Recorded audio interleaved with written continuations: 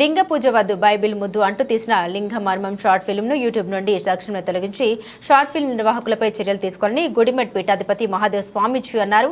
కామారెడ్డి జిల్లా కేంద్రంలోని R&B guest house లో నిర్వహించిన మీడియా సమావేశంలో స్వామీజీ మాట్లాడారు. బ్రహ్మ విష్ణు మధ్యలో ఉద్భవించిన లింగమే శివుని స్వరూపంగా శివుని స్వరూపంగా పూజింపబడుతుందన్నారు. 3 ఏళ్ల క్రితం తీసిన లింగమర్మం అనే షార్ట్ ఫిలింలో శివుణ్ణి అవమానించే రీతిలో సన్నివేశాలు ఉన్నాయన్నారు. శివుని స్వరూపంగా పూజించబడుతున్న శివలింగాన్ని అవమానించడం సరికాదన్నారు. తమ దేవుణ్ణి తాము పూజించడం తప్పు అని చెప్పే హక్కు ఎవరికీ లేదని తెలిపారు. లింగమర్మం అనే షార్ట్ ఫిల్మ్ 3 ఏళ్ల క్రితం తీసిన ఇటీవల వెలుగులోకి వస్తుందని, ఈ షార్ట్ ఫిల్మ్ శివ భక్తుల్ని హిందువుల మనోభావాల్ని దెబ్బతీస్తుందన్నారు.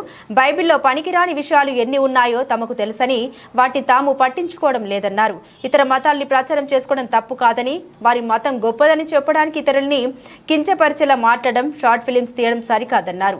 ఇటీవల హిందూ దేవులను అవమానించడం పరిపాటిగా మారిందని, వీటిని తక్షణమే నిరోధించడానికి యావత్ హిందూ బంధువులంతా ఏకమై ఇలాంటి వారికి బుద్ధి చెప్పాలని పిలుపునిచ్చారు. హైదరాబాద్లో ఏర్పాటైన పిరమిడ్ ధ్యాన మందిరం ప్రకటించిన 18 సూత్రాలను తక్షణమే తొలగించాలని మహాదేవ్ స్వామీజీ డిమాండ్ చేశారు. ధ్యాన కేంద్రం ఏర్పాటయ్యే సమయంలో హిందూ దేవుళ్ల గొప్పతనాన్ని చెప్పి భక్తులను చేరువ చేసుకుని ఇప్పుడు విగ్రహారాధన వద్దు, బొట్టు పెట్టుకోవద్దు, ప్రాణామాయం యోగాసనాలు వద్దు, విగ్రహారాధన వద్దు అంటూ 18 సూత్రాలను ప్రకటించడం సరికాదన్నారు. ధ్యానం చేయడం తప్పు కాదని, ఇలాంటి సూత్రాల ప్రకటన హిందువుల మనోభావాల్ని దెబ్బతీస్తాయని వెంటనే సూత్రాలను తొలగించాలన్నారు. భారత్ మాతా కీ జై. Her her Mahadev, her her Mahadev. ఇది ఈరోజు చెప్పే విషయం ఏమిటంటే, కొందరు వ్యక్తులు హిందూ ధర్మానికి, సనాతన ధర్మానికి వ్యతిరేకంగా మరియు శివభక్తుల యొక్క మనోభావాలను దెబ్బతీసే విధంగా ఒక షార్ట్ ఫిలిం తీయడం జరిగింది. అది దాదాపుగా 3 సంవత్సరాలు అవుతుందేమో మేము చూస్తే దాంట్లో యూట్యూబ్లో, కానీ ఇప్పుడు వెలుగులోకి వస్తుంది. అది దాదాపుగా అది లింగ మర్మం అనే సినిమా శివునికి పూర్తిగా చాలా హీనంగా, నీచంగా శివుణ్ణి అవమానిస్తూ ఆ లింగ మర్మం అనే చిత్రాన్ని తీయడం జరిగింది. మరి లింగ మర్మం అంటే ఈ సప్త ఋషుల కంటే ముందు కూడా అసలు లింగం, ఈ లోకానికి లింగోద్భవం, లింగం అనేది ఏ విధంగా వచ్చిందంటే, బ్రహ్మ విష్ణు మధ్య చాలా భయంకరమైన యుద్ధం జరిగితే వారి మధ్య ఉద్భవించినటువంటి ఒక తేజోమయ లింగమే మనకు శివరాత్రి రోజు మనం జరుపుకుంటాం, శివరాత్రిగా జరుపుకుంటాం. దీనికి ఎన్నో కథలు ఉన్నాయి.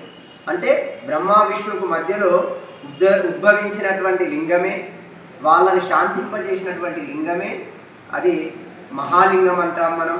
అదే శివుని యొక్క స్వరూపంగా పూజింపబడుతుంది. అదేవిధంగా ఇంకా చాలా కథలు ఉన్నాయి. అందులో వీళ్ళు సప్త ఋషుల యొక్క భార్య అని అక్కడ చాలా అసభ్యకరంగా చిత్రాన్ని చిత్రించడం జరిగింది. కాబట్టి దీన్ని యూట్యూబ్లో నుంచి తీసేయగలరు. అదేవిధంగా పరమతాలను ద్వేషిస్తూ మరియు కించపరుస్తూ మరియు మతాలకు మధ్య విభేదాలు చేస్తూ గొడవలు పెట్టే విధంగా ఇలాంటి చిత్రాలు ఎవరు కూడా తీయకండి. అలాంటివి తీసుకోవాలనుకుంటే యేసు మర్మం అని తీసుకోండి. మీ మత ప్రచారం మీరు చేసుకోండి, మీ ధర్మ ప్రచారం మీరు చేసుకోండి, మేము అద్దరడం లేదు. కానీ హిందూ ధర్మానికి, శివభక్తులకు వ్యతిరేకంగా వాళ్ళ మనోభావాలు దెబ్బతీసే విధంగా ఇలాంటి చిత్రాలను మాత్రం తీయకండి. మరి నిర్గుణ నిరాకార పరబ్రహ్మమే శివలింగం. లింగ మర్మము, నిజమైనటువంటి మర్మం ఏమిటంటే, నిర్గుణ నిరాకార పరబ్రహ్మ స్వరూపమే లింగం. కాబట్టి మరి బ్రహ్మ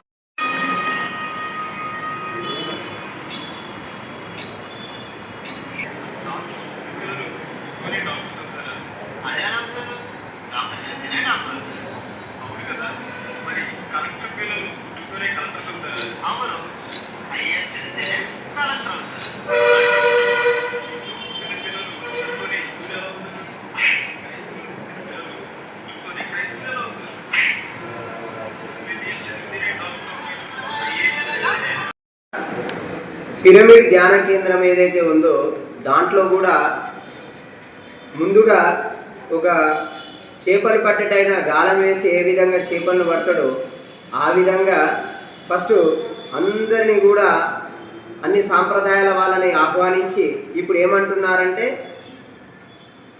భక్తుల్లాగా బొట్టు పెట్టకూడదు, అదేవిధంగా యోగా ప్రాణాయామం చేయకూడదు, యోగా కూడా చేయకూడదు, మరి అదేవిధంగా విగ్రహారాధన పనికిరాదు. ఈ విధంగా పిరమిడ్ ధ్యాన కేంద్రం వాళ్ళు కూడా 18 సూత్రాలలో విగ్రహారాధన పనికిరాదు, బొట్టు పెట్టుకోవడం అలంకరణ, ఫోటోలు ఇంట్లో ఉంచరాదు, అదేవిధంగా ప్రాణాయామం పనికిరాదు, యోగా పనికిరాదు. ఈ విధంగా పిరమిడ్ ధ్యాన కేంద్రం వాళ్ళు కూడా చెప్తున్నారు. కాబట్టి ఈ 2 విషయాల్లో హిందూ సంఘ పెద్దలు, హిందూ సంఘాల వాళ్ళు అవురు భక్తులు మరి ఏదైతే సనాతన ధర్మానికి ఇది చాలా నష్టం కలిగిస్తుంది. కాబట్టి అందరూ కూడా భక్తులందరూ ఆలోచించండి. విగ్రహారాధన వద్దు అంటే దేవాలయాలు ఏం కావాలి, మరి దేవాలయాలు ఎందుకు నిర్మించారు, వాటి యొక్క గొప్పతనం ఏంది మనం తెలుసుకోవాలి. అలాంటిది మన ధర్మానికి వ్యతిరేకంగా వీళ్ళు దుష్ప్రచారణ చేస్తున్నారు. కాబట్టి వీళ్ళు మరి హిందూ సంఘాలు కూడా దీన్ని శ్రద్ధ వహించి మరి దీనిపైన స్పందించాలని కోరుతూ అందరికీ జై మహాదేవ్. ఉద్భవించినటువంటి మహా రూపమే లింగ రూపం. ఆ నుంచి మనం శివరాత్రిగా చెప్పుకుంటాము, శుభరాత్రిగా చెప్పుకుంటాము. మా ధర్మంది మాకు లింగం నచ్చిందయ్యా మేము పూజ చేసుకుంటాము. మీకెందుకు అంత దురద, అంత దూల? ఇంకో మతాన్ని కించపరచకండి. అలా చూస్తే బైబిల్లో ఎన్ని పదాలు పనికిరానటువంటి విషయాలు ఉన్నాయో తెలుసు, కానీ అలాంటివి మేము బయట పెట్టలేదు కదా. కాబట్టి ఒక మతానికి ద్వేషించి గొడవలు తీసొచ్చే విధంగా చేయకండి. దాన్ని వెంటనే యూట్యూబ్లోకి తీసేయాలి. దీనిపైన ఎవరెవరు చూస్తున్నారో భక్తులందరూ కూడా వీళ్ళపైన కఠినమైనటువంటి చర్య తీసుకోవాలి, వీళ్ళకి శిక్ష పడాలి. అవును, ఏ ప్రాంతాల వాళ్ళు వీళ్ళపైన పిటిషన్ కేసులు వేయాలి, వీళ్ళని కఠినంగా శిక్షించాలని కోరుతూ భక్తులందరూ కూడా ఇకనైనా మేల్కొని ఇలాంటి మూర్ఖులకు ఇప్పుడు ఊరుకున్నట్లయితే ఇంకా రెచ్చిపోతుంటారు. కాబట్టి ఇలాంటి మూర్ఖులను కఠినంగా శిక్షించాలని కోరుతూ ప్రభుత్వం కూడా దీన్ని చర్య తీసుకోవాలని కోరుతూ అవును భక్తులందరూ కూడా చైతన్యం కావాలని కోరుతూ హిందూ బంధువులందరూ కూడా చైతన్యం కావాలి, శివ భక్తులందరూ కూడా చైతన్యం కావాలి. ఒకడేమో అయ్యప్ప మీద అంటుంటాడు, ఒకడు సరస్వతి మీద అంటుంటాడు, ఇంకొకడు రాముడి మీద అంటుంటాడు, ఇంకొకడు కృష్ణుని మీద అంటుంటాడు, ఇంకొకడు శివుని మీద అంటుంటాడు. ఈ విధవలని కఠినంగా శిక్షించాలని కోరుతూ భారత్ మాతాకి జై.